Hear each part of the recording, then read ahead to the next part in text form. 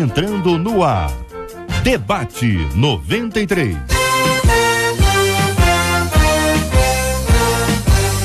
Realização 93 FM. Apresentação J.R. Vargas. Alô, meu irmão. Alô, minha irmã. Já chegou o Putinho J.R. Estamos de volta, começando aqui mais uma super edição do nosso Debate 93 de hoje, nessa sexta-feira, dia 20 de maio de 2016. Que a bênção do Senhor esteja aí sobre a sua vida, casa, família, trabalho, igreja, sobre todos os seus. Toda a nossa equipe já está aqui a postos para te atender, para te receber, para te ouvir. Você liga, você fala com o Debate 93. Fale com o Debate 93. 2461-0093. E-mail debate@radio93.com.br. Facebook Rádio 93 FM. Site www.radio93.com.br. Fale com a 93 pelo WhatsApp 96803-8319. 96803-8319.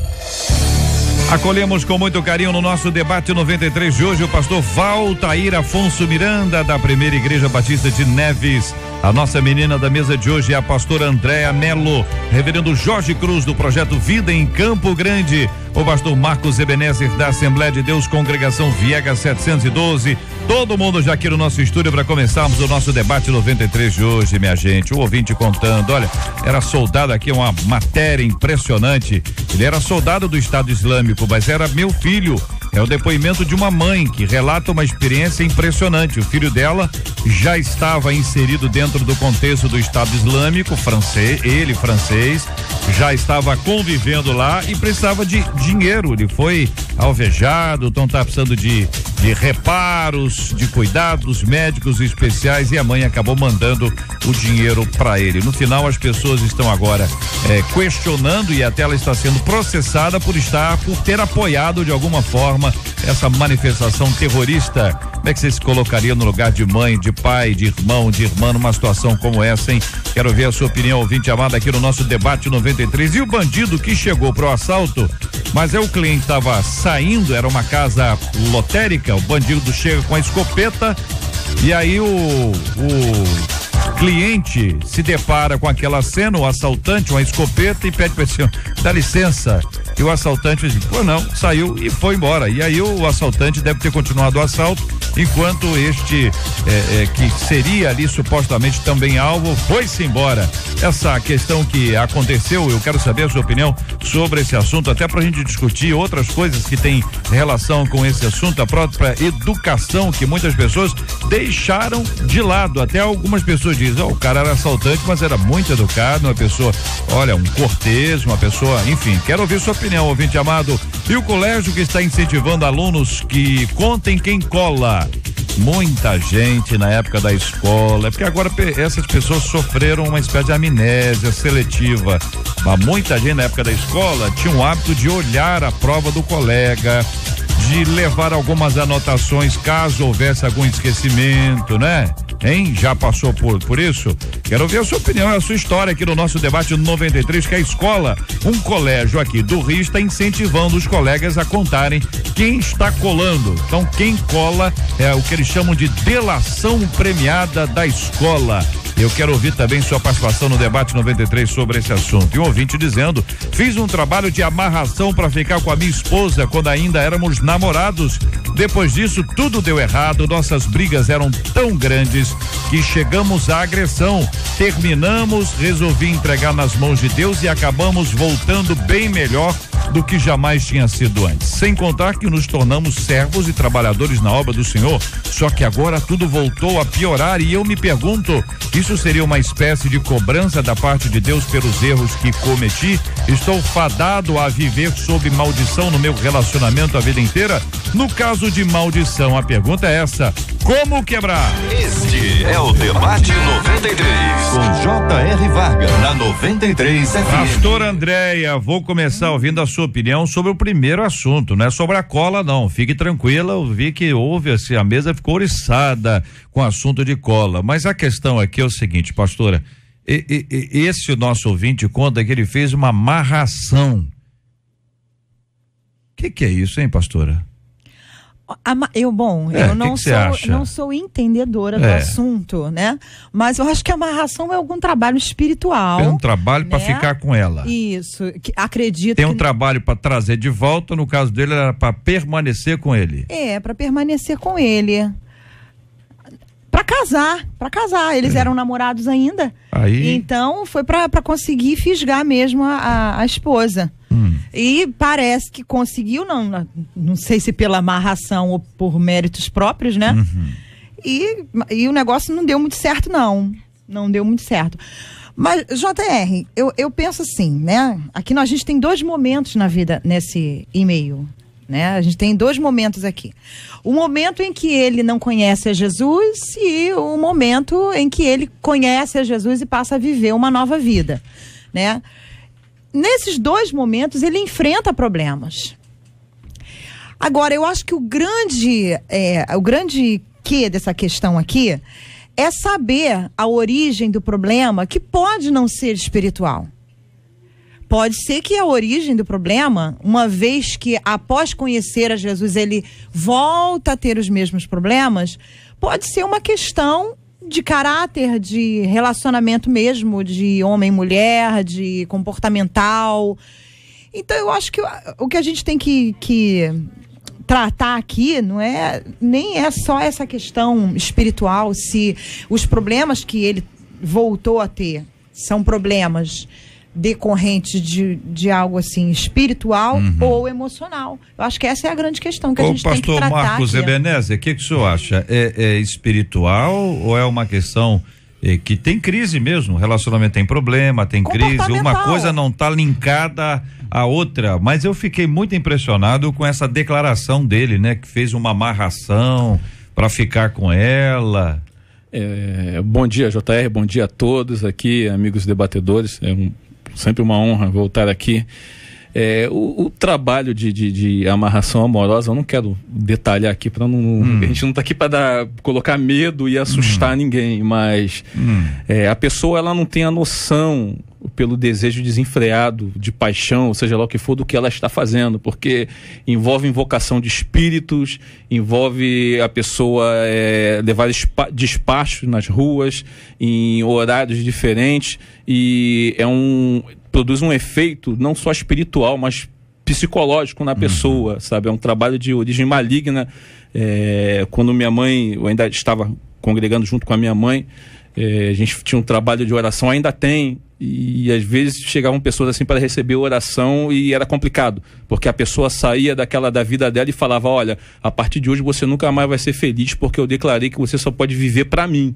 E pesado, e a gente orava repreendendo no nome de Jesus e principalmente ministrando a palavra. Olha, você crê em Deus, porque a palavra de Deus diz que nenhuma condenação há para aqueles que estão em Cristo Jesus, e principalmente ele se fez malditos por nós, ele levou todas as nossas transgressões, e o castigo que nos traz a paz estava sobre ele. Talvez falte aqui esse meu amigo, porque depois ele veio para o evangelho, começou até a trabalhar na obra, parece. Talvez falte a ele conhecer um pouco mais da sua esposa e poder entender o que é o evangelho, o que é a palavra, porque a obra de Cristo é completa. Eu acho que, será que o problema que ele está tendo é somente espiritual? Né? Porque uma vez que ele conhece a Jesus e sabe que as suas maldições, as suas iniquidades, o castigo que traz a paz estava sobre Jesus, será que ele tomou posse dessa palavra, entendeu isso, se converteu de fato? Se o coração dele não estiver dividido, que mostra que o coração dele está dividido, ele não tem certeza, o inimigo pode brincar com ele, pode se tornar um problema espiritual, sim, pode, não digo que é. Reverendo Jorge Cruz. E aí, pastor, bom dia. Isso aí é que chamam de mandinga de amor, né? Mandinga de amor. Isso é feito por um homem que não tem segurança. Eu acho que o homem, se ele gosta de uma mulher, chega junto, vai lá, fala pra ela. Chega junto? Puxa vida, eu sou casado, vocês conhecem a minha esposa, uma loura bonita. Tem gente que diz assim, pô, você é um cara de sorte, né? Porque Sempre fui muito feio, né? Que isso, vamos lá, os amigos. Vamos lá, os amigos agora. Que isso, Jorge? Só amigo agora. Que isso, Jorge? Fala assim, não. E a gente chega e fala: olha, eu tô gostando de você. Não é? Chega lá junto. Agora, fazer macumbaria, primeiro mostra a fragilidade dele. Ele é um cara que não se garante. Será que ele foi curado disso? Mostra a fragilidade dela. Porque uma mulher que é conquistada através de macumbaria também está num estado de fragilidade muito grande. Pastor Ebenezer, os pastores colocaram aqui muito bem. Eu conheço um caso de um cidadão, ele se converteu porque ele gostou de uma moça e foi fazer macumbaria para ela, né? E aí lá o macumbeiro pediu os dados daquela moça e ele levou todos os dados daquela moça que estava afim dela, se apaixonou por ela. E aí quando ele chegou lá e o macumbeiro estava lá com a entidade lá manifestada, e ele começou a dizer: olha, a moça que eu quero é essa aqui. Ele levou inclusive um retrato da moça. E a entidade falou: com essa aí eu não posso nada, arranja outra. Né? Ele foi procurar saber o que havia. Aquela moça era crente de uma igreja batista. Olha aí. Né? E isso aí tocou tanto dele que ele se converteu. Né? Então, quando nós estamos debaixo da graça de Deus, não há macumbaria, não há feitiçaria nem mandinga de amor que venha sobre nós. Não é? E outra coisa, esse rapaz e outros que estejam na situação dele, não use macumbaria para conquistar a mulher. Use o seu charme, a sua maneira de ser. Chega junto, né? Porque eu gostei dessa expressão, hein? Porque a mulher não está olhando se o cara é feio, se não é. Ela está olhando a maneira dele chegar. E às vezes o cara começa a conquistar uma mulher quando ele começa a falar para ela. Não é? Aí ele começa a ganhar ou a perder. O senhor lembrou aquele candidato, que quanto mais ele falava, mais votos ele perdia, né? Pastor Valtair, bom dia, querido, bem-vindo. Bom dia, JR, bom dia aos queridos debatedores, a todos aqueles que nos ouvem nesse momento. Eu gostaria de iniciar com uma pequena história. Estacionei o carro na oficina mecânica, enquanto aguardava, peguei um jornal em cima do balcão, 1,5 página do jornal, mais ou menos, era sobre os tais trabalhos espirituais. E nesta página havia muitos trabalhos diferentes. Tinha lá: traga a pessoa amada em 3 dias, né? Aí dava o telefone, a pessoa ligar: traga a pessoa amada em 7 dias. E o que me chamou a atenção, JR, naquela página e meia, é que o trabalho mais difícil era mandar a sogra embora. Olha. Manda a sogra embora em 15 dias. 15 dias é o mais difícil. É mais difícil, mandar a sogra embora não é fácil, não. Olha aí. Bom, isso é para ilustrar, para quem nos ouve. Esse tipo de trabalho parece-me ser aquilo que o ouvinte tem em mente quando ele escreveu: fiz um trabalho de amarração para ficar com a minha esposa. É mais ou menos isso, né? Aquele que nos ouve deve ter isso em mente. Colocar o nome da pessoa amada em algum lugar, entregar para alguém, etc. Concordo com os colegas até agora. Isso parece ser fruto realmente de uma pessoa imatura, que tem medo de chegar lá e conquistar a pessoa amada, né? Com conversa, com comportamento, com insistência, e aí parte por meios escusos. E esse tipo de meio é um meio escuso, porque quando alguém resolve tapear no relacionamento, invocando seres espirituais para poder conquistar alguém, certamente isso é um meio escuso.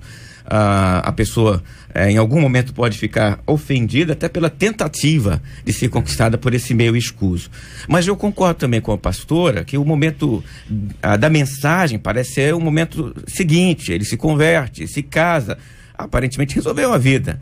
E nesse momento aqui, eu não entendo que a situação é a mesma lá do passado. Se ele se converteu, as coisas velhas já estão para trás, ele é uma nova criatura em Cristo Jesus. Nesse momento, parece-me ser um problema do casamento. Casamentos podem enfrentar dificuldades, podem enfrentar situações de crise, né? Tem livros que dizem que os casamentos têm 4 estações. A hora do inverno. Se esta aqui for a hora do inverno, o que ele tem que ter é tranquilidade e paciência para saber passar por esta fase.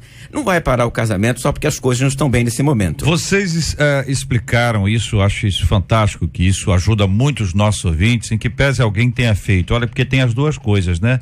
Pelo que eu vi aqui, tem aquele que quer amarrar e tem aquele que quer desamarrar, né?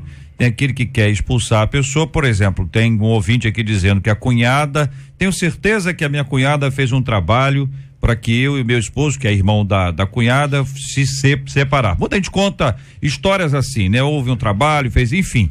Isso tudo é destruído a partir de Cristo. E o pastor Ebenezer, como chamou bem o pastor Jorge, trouxe-nos um princípio importantíssimo, né? Não basta apenas você conhecer, crer integralmente na palavra. É necessário que a pessoa seja instruída para entender, a partir da sua instrução, em base em que ela vive. Isso, o discipulado.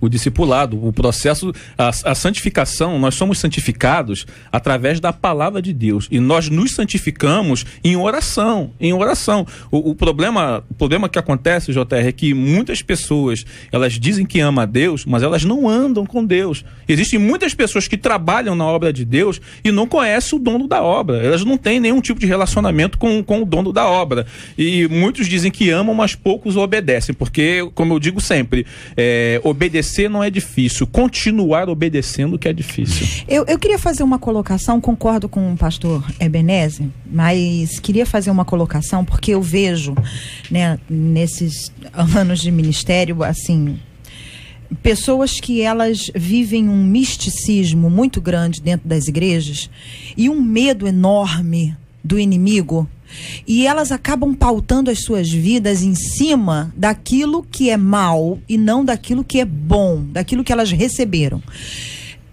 Entendo que a palavra diz que a gente perece por falta de conhecimento, que a gente deve conhecer e prosseguir em conhecer ao Senhor. Entendo que a nossa vida com Deus é uma vida de relacionamento íntimo, e essa é uma busca eterna que vai só na eternidade. Mas eu entendo também que Deus, como um pai, ele também poupa os seus filhos no seu período de ignorância, né? Então, se uma pessoa novinha se converteu e ela está sendo atacada pelo seu inimigo, por algum motivo ela não sabe lutar contra aquilo, mas no seu coração ela tem um amor profundo ao Senhor, eu creio firmemente que o Senhor é poderoso como pai para poupá-la, para levá-la a um novo momento, a um entendimento maior. Então, a minha grande preocupação, pastor Ebenezer, é só que as ovelhas não fiquem com temor, com medo de viver. Deixam de viver, não porque isso é o diabo, aquilo é o diabo, isso está acontecendo na minha vida porque é o diabo que fez, porque eu não estou orando o suficiente, eu não estou lendo a Bíblia o suficiente, e você nunca vai orar o suficiente, você nunca vai ler a Bíblia o suficiente, nunca vai ser, só porque você está servindo a um Deus ilimitado, a um Deus sublime. Então, por mais que você se dedique, eu tenho uma frase que eu uso sempre, querido, não há nada que você faça para que Deus te ame mais, nem menos. O seu relacionamento com Deus é um desejo, é um prazer, mas não é uma conquista de bênçãos. A bênção, ela já foi declarada 2000 anos atrás na cruz do Calvário. Agora viva com Deus, viva um relacionamento de amor com o Senhor. Porque agora, as pessoas estão com medo, pastor. É preciso, é fundamental um discipulado. Sim, precisa passar pela lavagem da palavra, ser santificado pela palavra de Deus, para que você possa crer. A fé vem pelo ouvir a palavra de Deus. Isso nós é eterno, oramos, né, pastor? segundo a palavra de Deus. Ouvinte contando, JR, quando eu não era cristã, eu fiz uma simpatia pro meu namorado me amar eternamente. Depois eu me converti e terminei com ele. A própria ouvinte, terminei com ele porque ele não queria nada com Jesus. E ele continuou me amando muito, olha aí, entendeu? Daí pedi a Deus para quebrar aquela simpatia. De alguma forma ela ainda acreditava no poder da simpatia, mas orou, correto? Hoje ele é casado, já tem uma filha linda, graças a Deus deu tudo certo. Compartilha a nossa querida ouvinte. É que quando a pessoa toma uma atitude dessa, ela está fazendo uma aliança com o inferno. Esse rapaz aqui, ele fez uma aliança com o inferno, não é? Então, o que ocorre é que esse tipo de coisa algumas vezes precisa ser quebrada, porque o texto de Paulo lá em Gálatas, ele diz que o Senhor Jesus nos livrou da maldição da lei.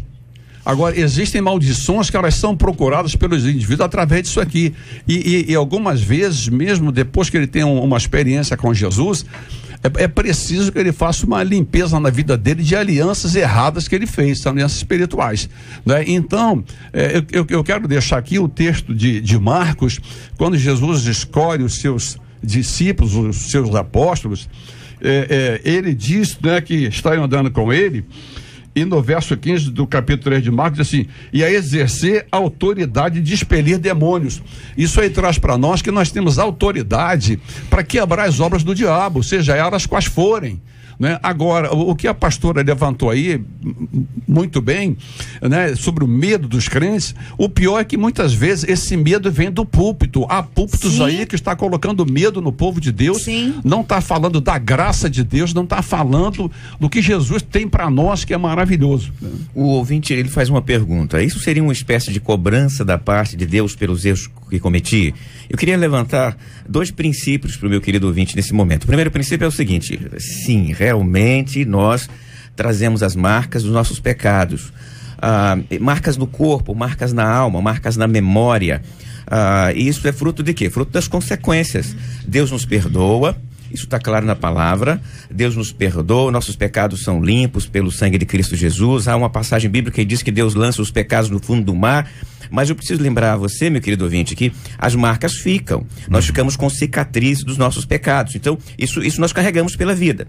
Um outro aspecto que eu preciso lembrar aqui é que a relação nossa com Deus não é uma relação de maldição contínua em função de um passado. Essa lógica é uma lógica espúria ao cristianismo, é a chamada lógica do karma. E karma não é a lógica do cristianismo. A lógica do karma é essa aqui, ó. Eu vivo uma vida de maldição em função daquilo que eu fiz e vou viver esta vida assim até o final dela. E só vou consertar na outra vida. Isso não é doutrina bíblica.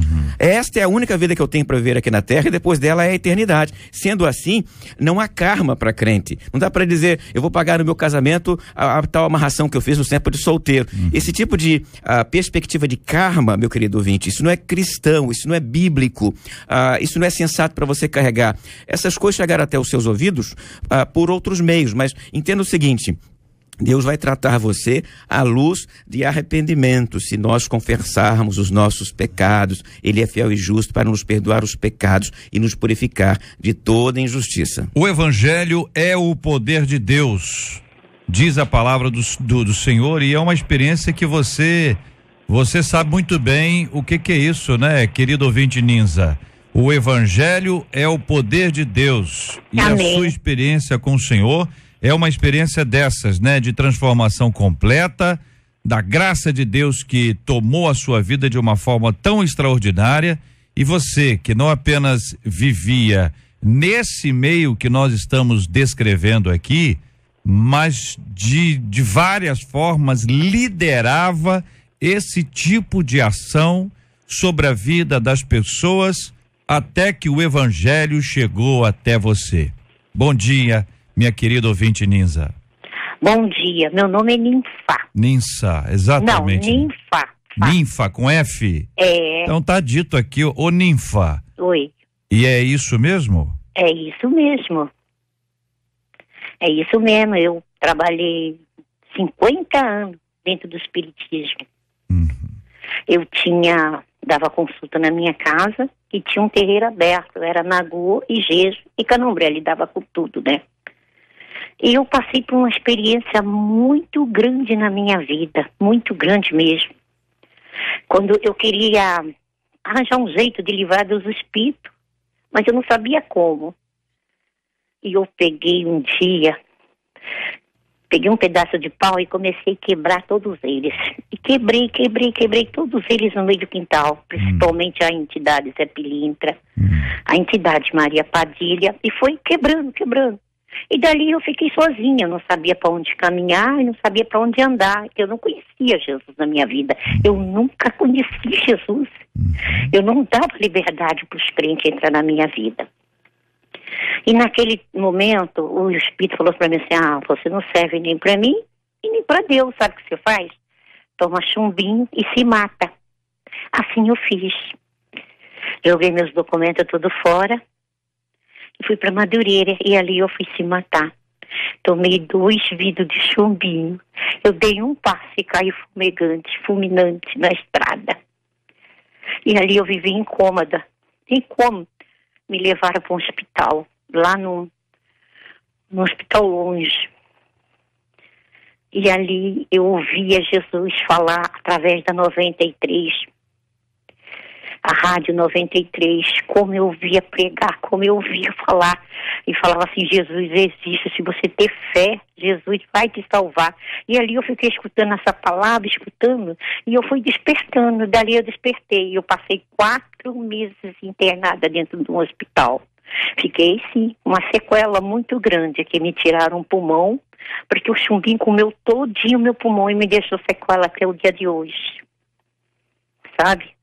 Mas a graça de Deus, de uma maneira tão especial, Ninfa, quando você descreve isso, eu fiquei imaginando, é que todas essas cenas, né, o rádio nos ajuda, e você foi descrevendo de uma forma tão doce, carinhosa, e ensinando o nosso ouvinte sobre o que era antes, a sua experiência de abandono, e você no abandono descobriu que por Deus você nunca foi abandonada, de que ele ainda, no seu tempo de escuridão e trevas, o Senhor estava preparando você para aquele instante em que ele a você se revelaria e que você o conheceria, como nesse precioso instante em que você estava internado no hospital, e a Rádio 93 foi um instrumento de Deus para abençoar a sua vida.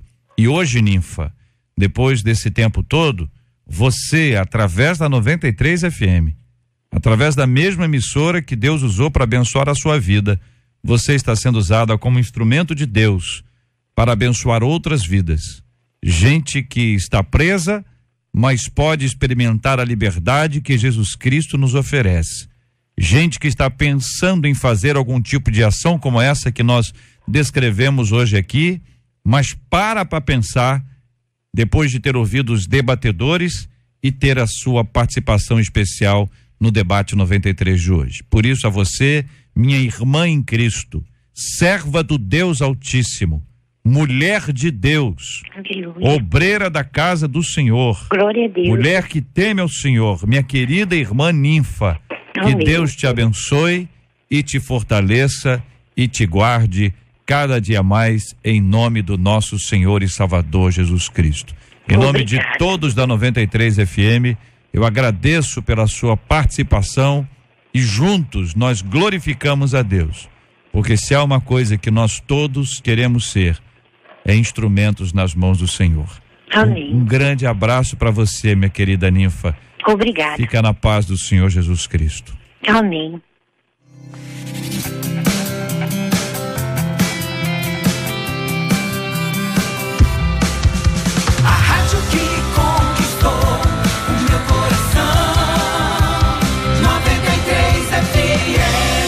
Eu digo a você o seguinte, existem frases, né?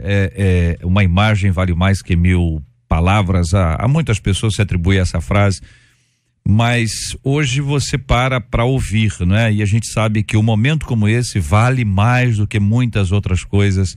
E eu quero mais uma vez agradecer a Deus pelo privilégio de estar aqui com você, ouvinte, e ter você com a gente aqui ao nosso lado, no nosso debate 93.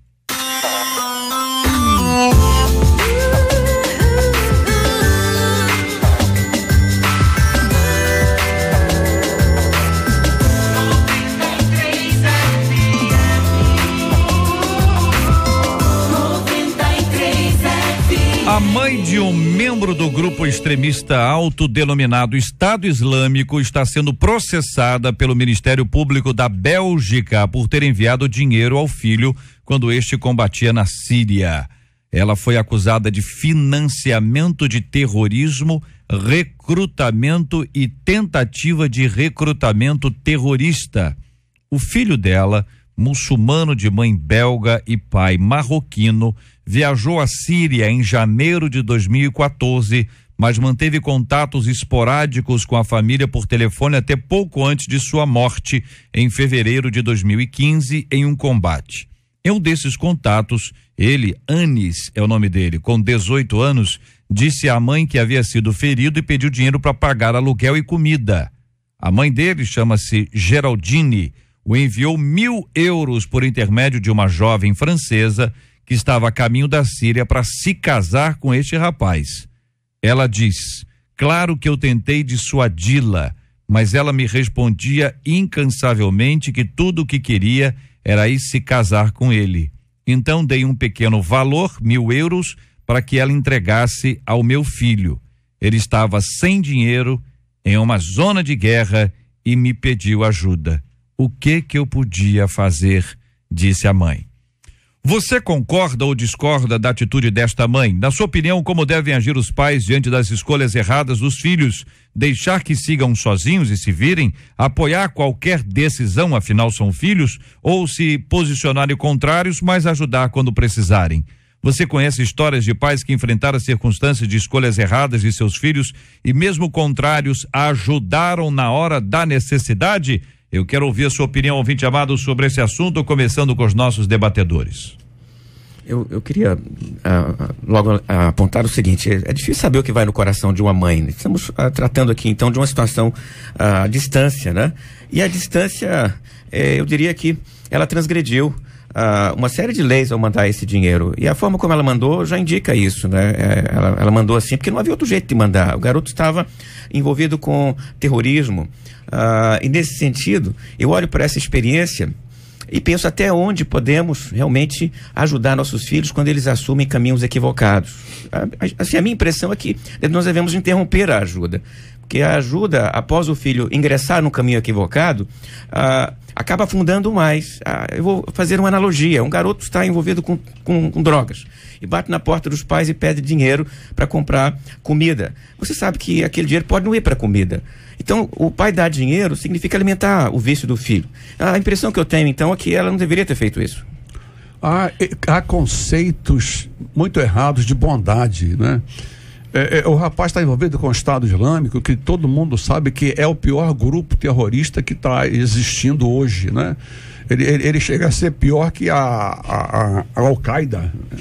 E ela dá ajuda para o filho. Ele foi se meter numa guerra. Quando ele foi para lá, todo mundo que vai para uma guerra, sobretudo como voluntário, ele não está indo para morrer por uma causa, ele está indo para matar por uma causa. Quer dizer, então é preciso que a gente viva essa realidade. Foi o que o pastor Evaldo aí falou, a gente não está no coração de uma mãe, não é? Mas uma mãe também não pode fazer qualquer coisa em prol de um filho, sobretudo se ele está numa situação dessa. O ouvinte dizendo: acho que se os filhos fizerem escolhas erradas, não tem que ter o apoio dos pais, senão os pais serão coniventes e participantes do erro também. Opinião de mais um dos nossos ouvintes. Diga aí, pastor Andréia.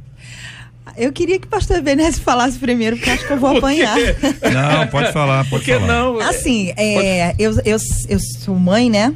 De 2 meninos lindos, maravilhosos, mas eu sei eticamente, né? E friamente, concordo com o que os pastores falaram, mesmo, mas uma frase eu nunca esqueci, eu ainda não era mãe, acho que nessa época. Não sei se vocês lembram o Maníaco do Parque. Lembra daquele rapaz? Não sei se ele é vivo ainda. E a mãe, conforme os corpos iam aparecendo, a mãe, ela chegou na televisão, ela visitava o filho, ela estava ao lado do filho. E uma repórter perguntou para ela: como você se sente como mãe de um monstro? Ela falou assim: ele é um monstro, mas ele é meu filho.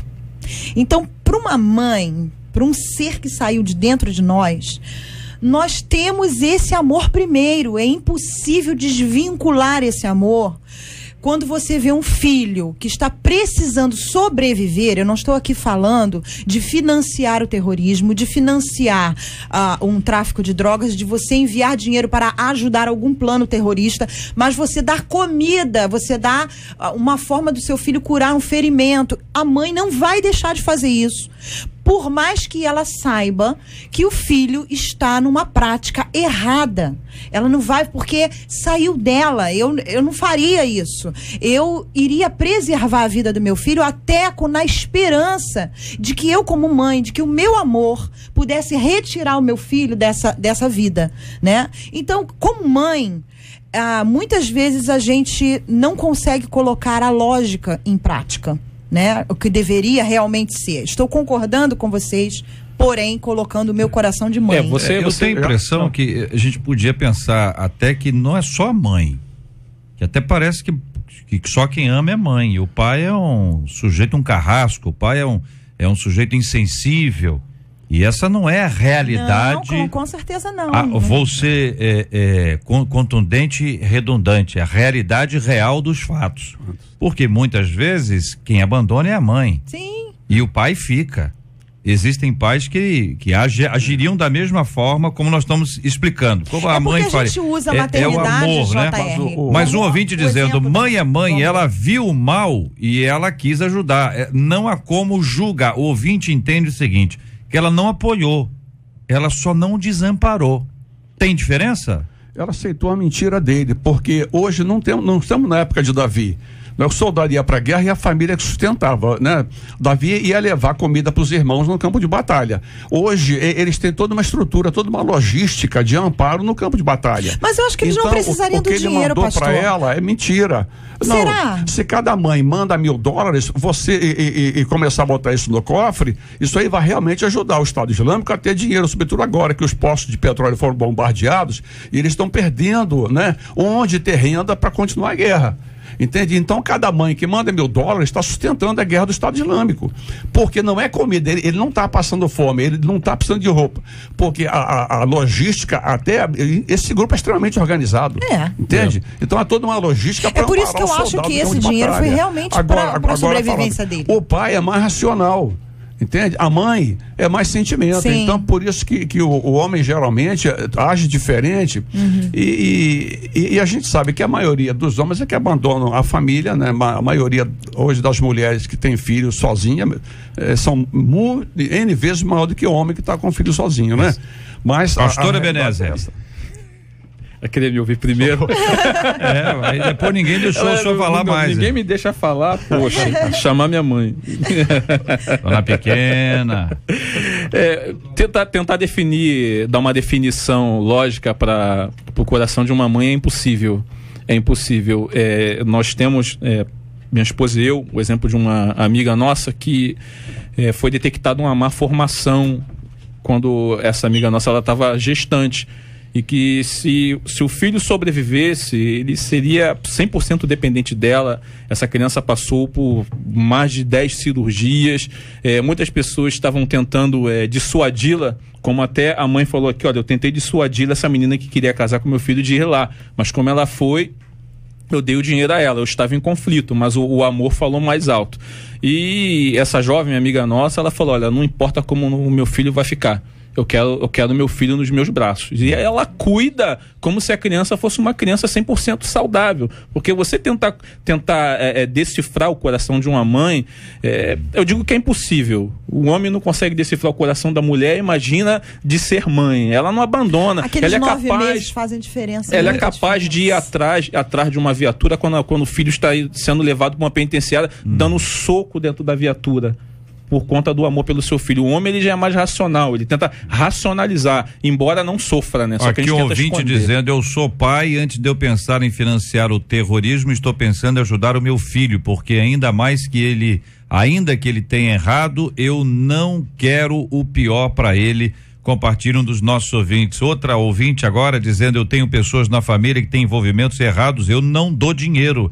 Sempre me coloco à disposição para ajudar, mas de outra forma. Soube de um conhecido que descobriu que o filho usava drogas e ele se prontificou a usar junto com a condição de ser dentro de casa. O filho faleceu por causa das drogas e o pai está com câncer.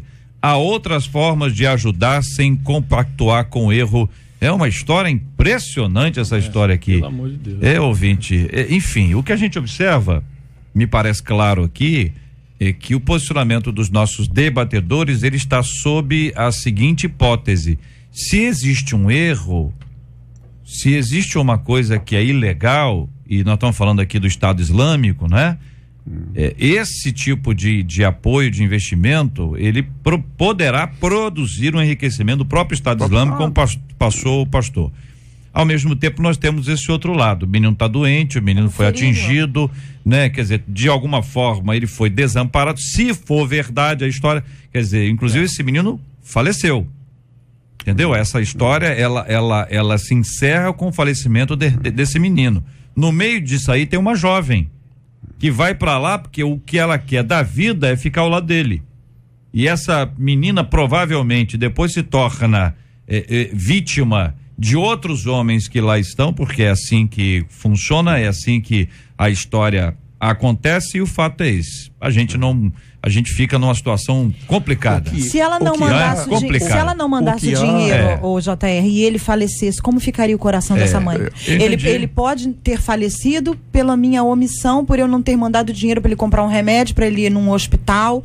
Então, assim, a questão é, ele estava ferido. Mas é preciso entender, pastor André, que existe uma lei. Não podemos. E aí, se no Brasil o camarada tá fugido e uma mãe ou um pai esconde ele dentro de casa, ele tem uma pena. Sim. Ele tem que cumprir com as obrigações dele. No caso dessa aqui, a senhora Geraldine, o Ministério Público da Bélgica está acusando de financiamento de terrorismo, recrutamento, que a menina foi, tentativa de recrutamento de terrorista. É a circunstância em que ela está. Olha, ser conivente com o filho, extremamente perigoso. A Bíblia tem o caso de Eli, não é, que era conivente com os erros dos filhos dele, né? Os filhos dele morreram terrivelmente, né? Samuel entra no lugar, e Samuel depois também relaxa com os seus próprios filhos. Então nós que somos homens de Deus temos que ter muito cuidado com o trato com nossos filhos. E quando a gente pensa em bandido, né? Você, quando pensa numa circunstância como essa, raramente você vai imaginar que existe um bandido educado. Pelo menos é o que diz essa matéria. O camarada chega para assaltar, e aí um cliente de uma casa lotérica encontra com ele e diz assim: me dá licença. E o assaltante diz: pois não, pode ir.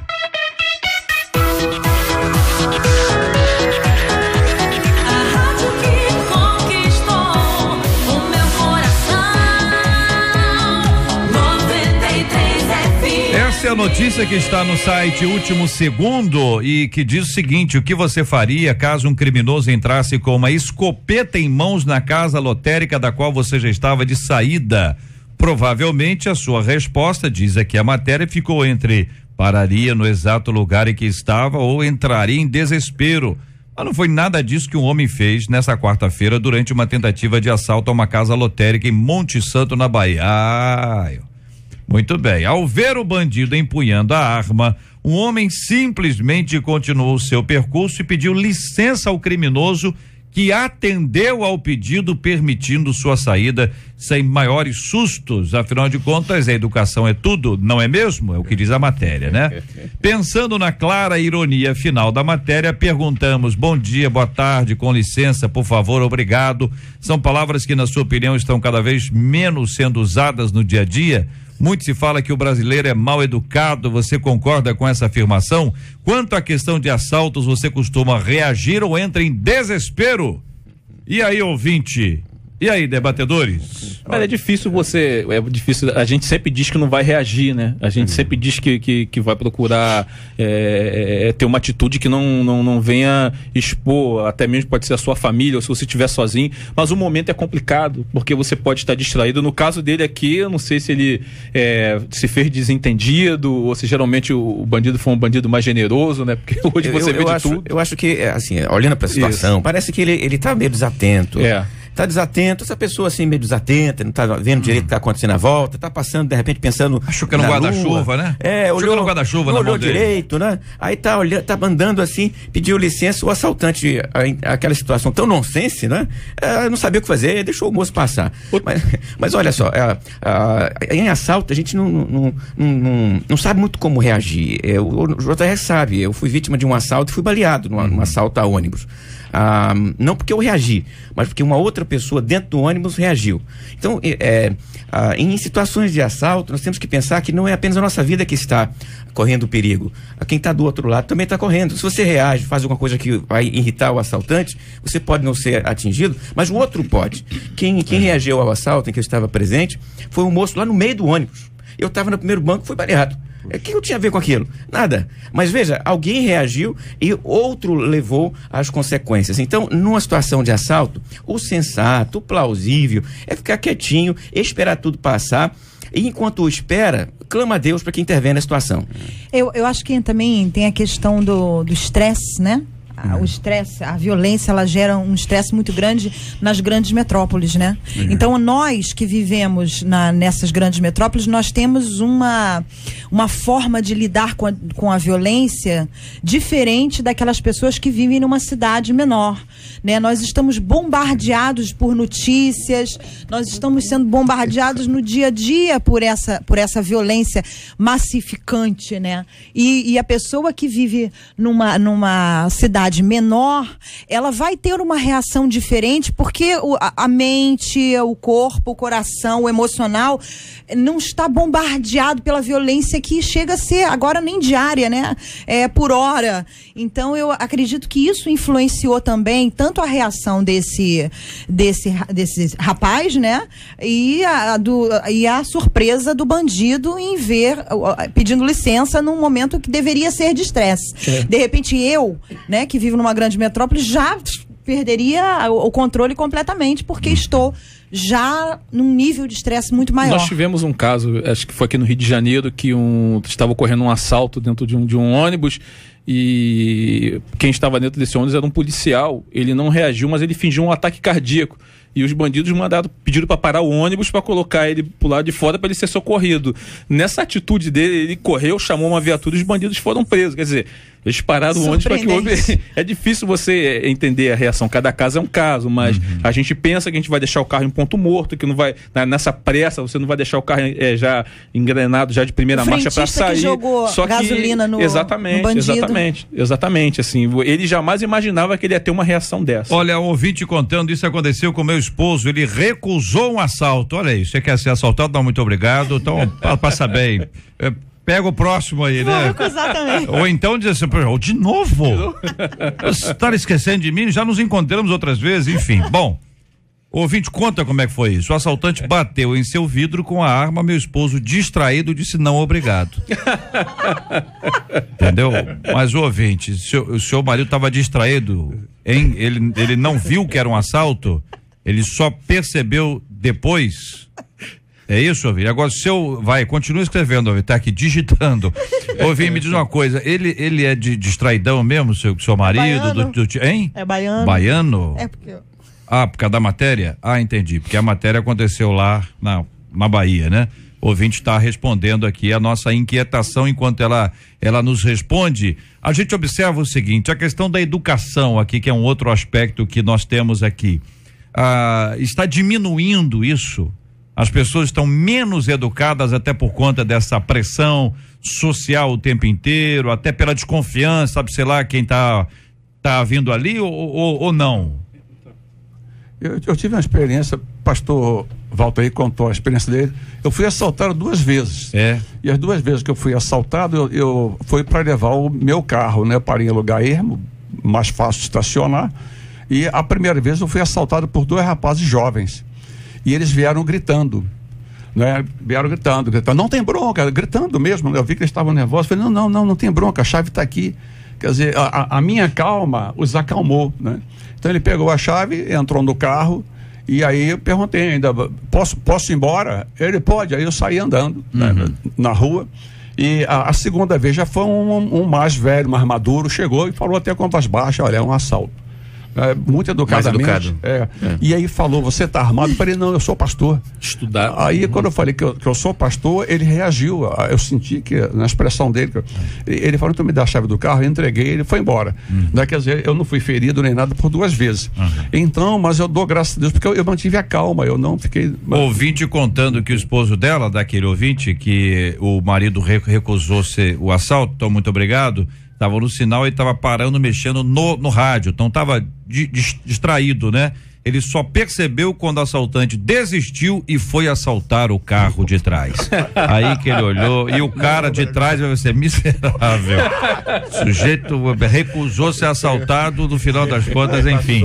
Essas coisas acontecem, né? A gente está falando aqui sobre esses episódios, alguns curiosos, outros engraçados, outros bastante tristes e difíceis, mas alguma coisa que tem a ver com a educação, tanto daquele que ele é educado para não agir assim, aquele que é educado para não reagir Ia ter um episódio como esse em que há uma certa, entre aspas, educação para dizer assim, não, muito obrigado, por gentileza me dê oportunidade de ir embora, diferente muitas vezes do que acontece no nosso dia a dia. Mas por falar em educação, o colégio está incentivando que alunos contem quem cola. Você concorda com isso ou discorda?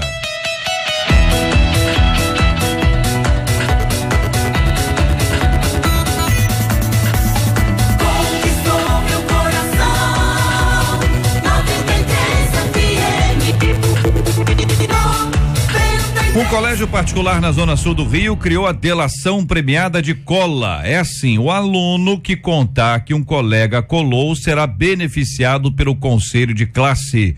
Você concorda com essa orientação da escola? Alguma vez você já colou ou contou que alguém colou? Como os cristãos devem se comportar quanto à cola? E aí, queridos ouvintes, e aí, debatedores? Eu me preocupo muito com essas atitudes, JR. Por quê?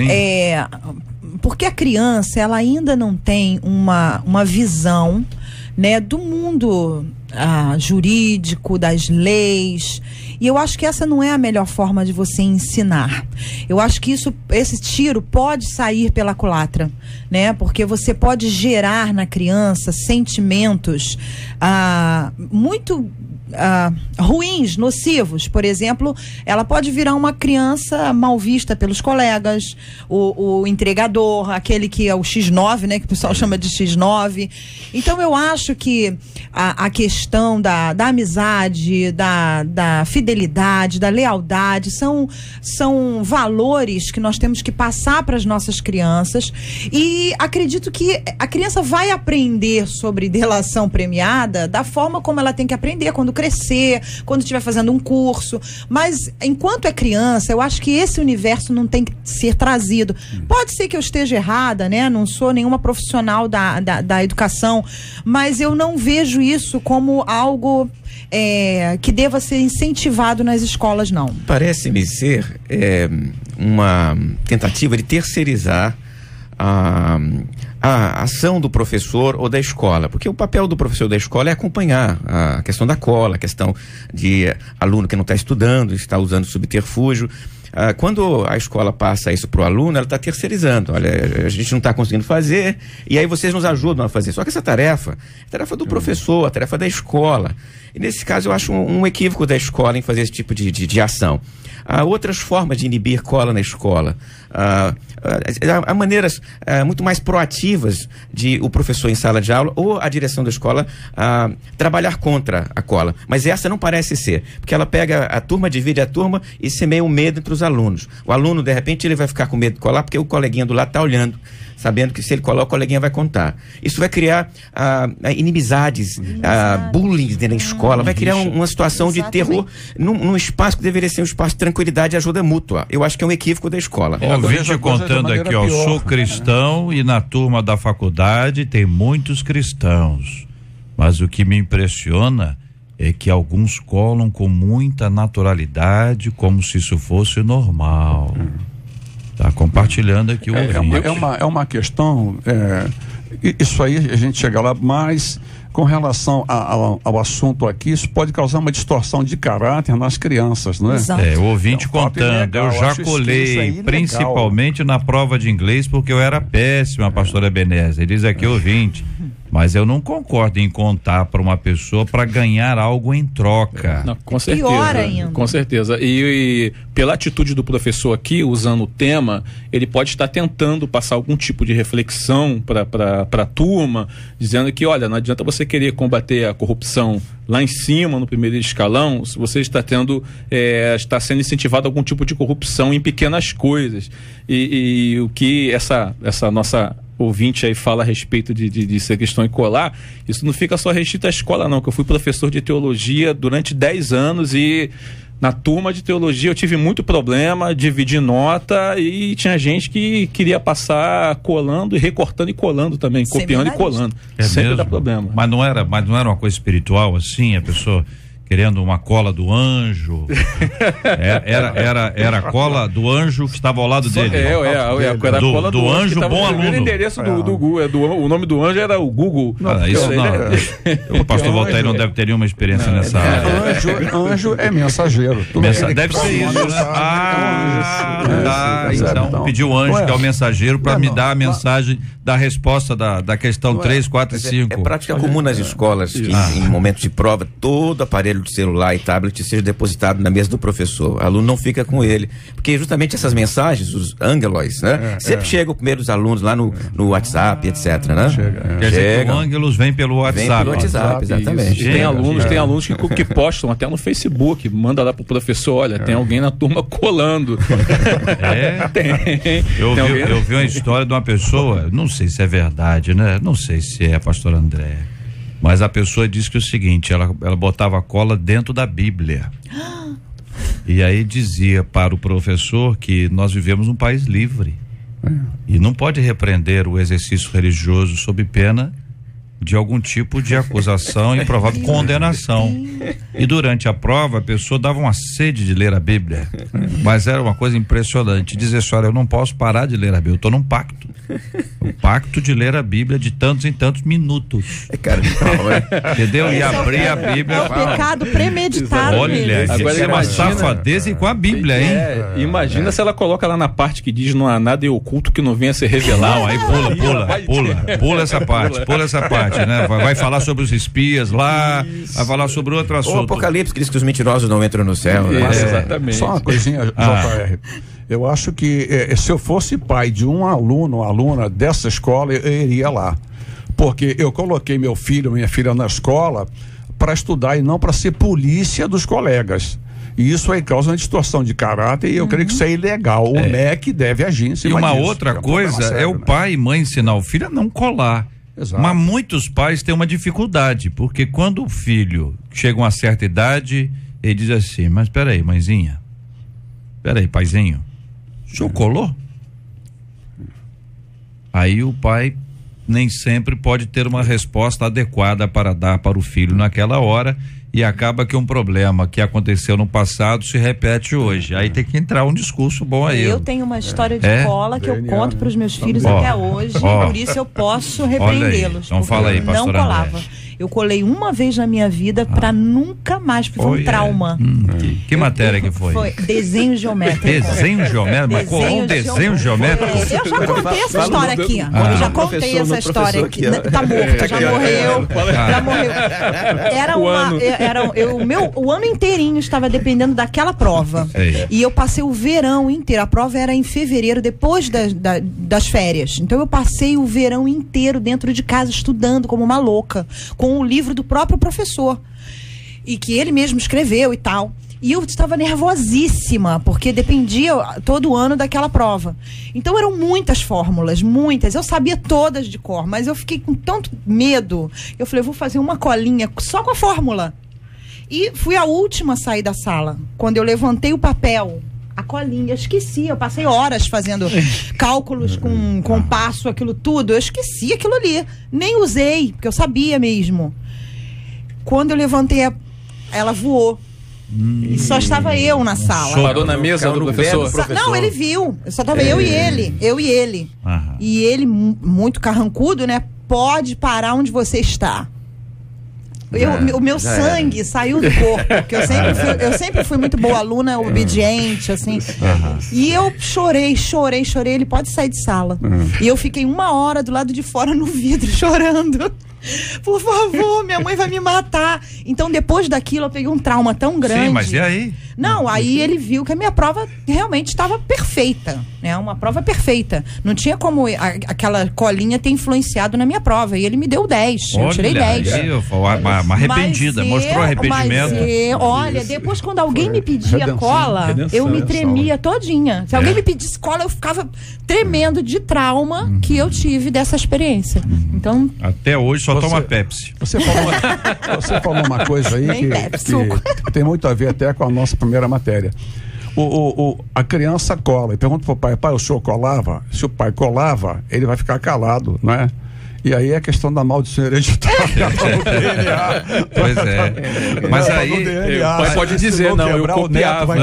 Até para dizer o seguinte, olha, eu fiz isso e não foi bem, por exemplo, a pastora está contando a experiência dela aqui, muitos, imagina bem, se um profissional de uma área específica, uma área crítica que a gente conhece bem, ele não estudou, ele colou. Não, na faculdade tinha os comerciantes de cola. Comerciantes de cola? Eles já tiravam a xerox pequenininha, reduzida, sei lá como é que fazia aquilo, e já distribuía pra todo mundo. Aí quando vinha distribuir pra mim, eu, não.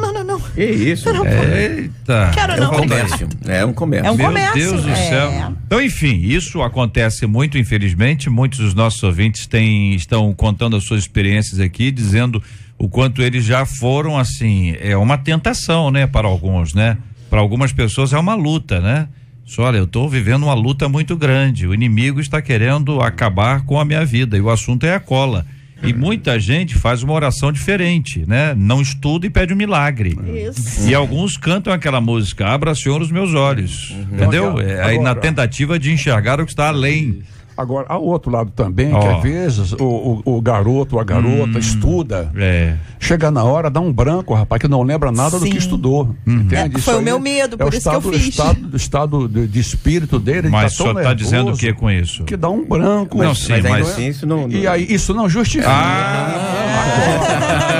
Fica agora tentando ver onde é que sou eu. Fiquei preocupado. Ainda mais hoje, que é múltipla escolha, é melhor chutar na resposta do que estar colando. Assim, a impressão que eu tenho é que a cola é fruto de uma incompetência nossa em assumir nossos erros. Se eu não estudei, eu tenho que assumir que não estudei e levar a nota que eu mereço. A nota que eu mereço é uma nota baixa. Essa que eu mereço. Essa que eu mereço. São valores, exatamente. Né, então a gente tem que assumir a nossa responsabilidade pelos erros que cometemos. Não estudei, vou tirar nota baixa. Muito bem.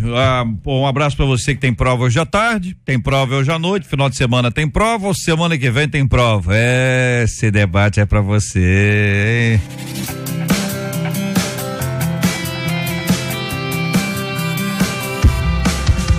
A rádio que conquistou o meu coração, 93 FM. Marcela Bastos. E aí, J.R. Vargas, ouvintes e debatedores, e a pesquisa perguntou: você conhece alguém que fez um trabalho de amarração amorosa, depois acabou ficando na dúvida se estava debaixo de maldição ou não? É minoria, mas eu vou dar o sim, porque 13% dos ouvintes já conhecem alguém que passou por isso. Quero agradecer o carinho dos nossos ouvintes e a participação de cada um deles com a gente no debate de hoje. A alegria do Senhor, aqui 93.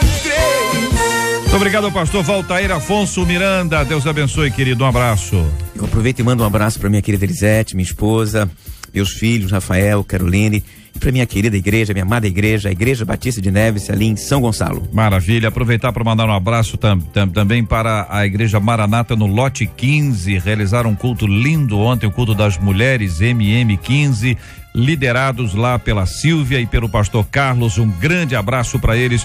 Muito obrigado, querido reverendo Jorge Cruz. Forte abraço, querido. Obrigado, Jota. É prazer estar aqui mais uma vez. Eu queria pedir permissão para convidar os irmãos e irmãs, povo de Campo Grande, no dia 4 de junho, primeiro sábado de junho, às 19 horas, nós vamos estar inaugurando o Projeto Vida de Campo Grande, Rua Ituaçu 273, bem próximo ali do Miesco da Silva. Tá, é um sábado, se você puder estar lá, né? Convido aqui também, quem puder estar lá, vai ser uma alegria bastante grande para nós. Obrigado. É a nossa saudação, aquele povo bom da Zona Oeste, né? Tem um grupo grande lá em Seropédica que está sempre ligado aqui também na rádio. Então um abraço para todo mundo, um abraço para Marta, que hoje não veio, né? E para Dona Mercedes, minha sogra, Dona Mercedes, aqui, nota 10, nota 10. Com alegria. Pastor Ebenezer, obrigado, querido. Dá um abraço lá na Irmã Pequena. Dou sim, um abraço forte lá pra minha mãe, missionária Irmã Pequena. Deixar um abraço aqui pra minha esposa Michele, meus filhos Ana Luísa, Miguel. Não cole na escola, meu filho, estudem. Não cole. Eu fico no pé dele pra não colar, pra estudar. Qual a idade deles? Ela tem 7 e ele tem 5. Meu Deus, que pressão é essa? Com 7, com 5. Ensina a criança, né? É isso aí. Isso, exatamente. Tá certo. Ora, pastor André, obrigado. Ô, JR, é sempre um prazer estar aqui com você, e eu quero mandar um beijão pro pessoal que tá curtindo a minha página Graça para Viver. Fiquem ligados sempre aqui no debate. tá bom? Beijão pra vocês todos. Obrigado, minha gente. Nós vamos orar juntos nessa hora, agradecendo a Deus por essa semana muito abençoada que tivemos juntos aqui na 93 FM, que o rádio nos dá esse privilégio. Nós estamos juntos, né? Gente que tá no carro, tá em casa, tá no trabalho, tá na rua, tá indo, tá vindo.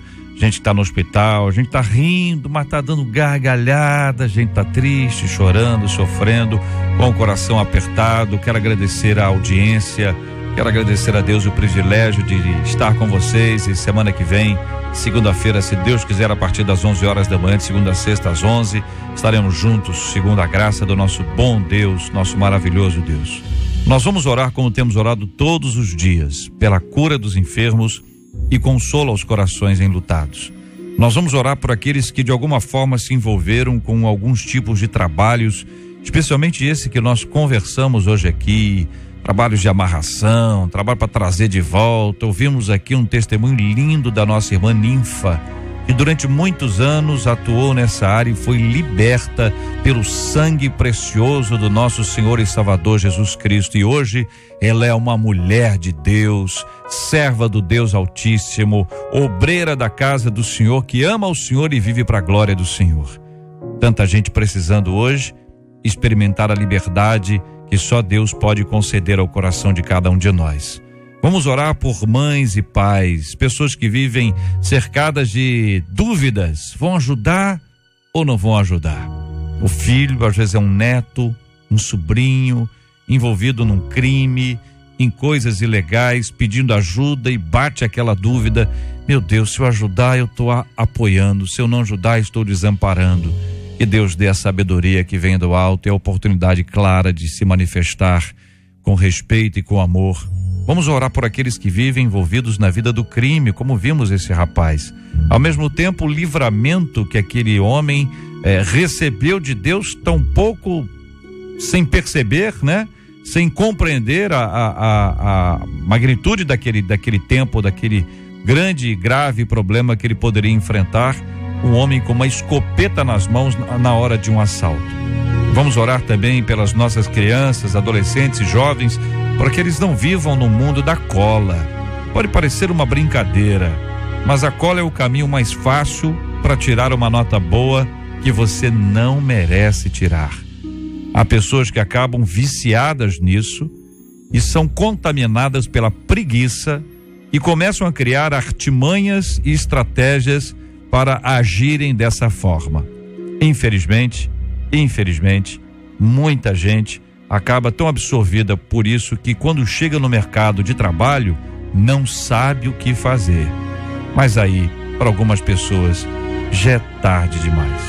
Vamos orar juntos por esses e tantos outros assuntos com o povo de Deus reunido agora, orando com o pastor Valtair. Senhor Deus eterno, nos aproximamos da sua presença agora para clamar. E clamamos, Senhor, clamamos por tantas pessoas nesse instante enfermas do corpo, enfermas da alma, enfermas da mente. Intervenha e restaura a saúde, levanta da cama, toca no corpo destas mães preocupadas com os filhos envolvidos com coisas erradas, Senhor Deus, perdidos em caminhos equivocados. Ó Pai, tenha misericórdia destas mães e desses meninos também. Ajuda o seu povo em tudo quanto é canto desta cidade a viver o evangelho, Senhor Deus, limpo, puro, para testemunhar de uma vida íntegra, contra a mentira, contra a cola, contra a falsidade, Senhor Deus, contra a corrupção. Dá sabedoria ao seu povo, aos seus pastores e pastoras. É o que eu peço agora, em nome de Cristo Jesus. Amém e amém. Que Deus te abençoe. Você acabou de ouvir Debate 93.